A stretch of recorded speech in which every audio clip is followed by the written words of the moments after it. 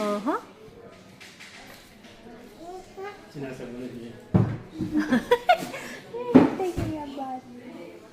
What are you doing? Taking a bath?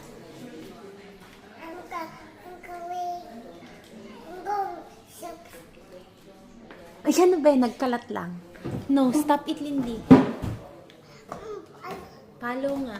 Wait, hold on. Ba't ang nanay papalo? Ikaw ang kumuha. Dry your hands.